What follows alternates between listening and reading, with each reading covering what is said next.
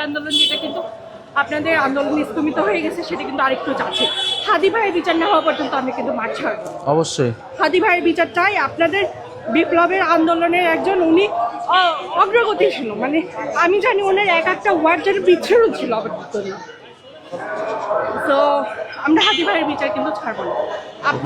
আমরা কালকে রাতে আমি আমার হাজব্যান্ডের সাথে ডিসকাস করতেছিলাম যে আমরা সংসদে জানি না জামাত উঠবে কিনা, বাট যেহেতু বিএনপির, আমি পজিটিভটাই বলতেছি, বিএনপি আমাদের পুরানো প্রজন্ম থেকে কি জানে আসছে, বাংলাদেশের রাজনীতি হয় আওয়ামী লীগ না হয় বিএনপি।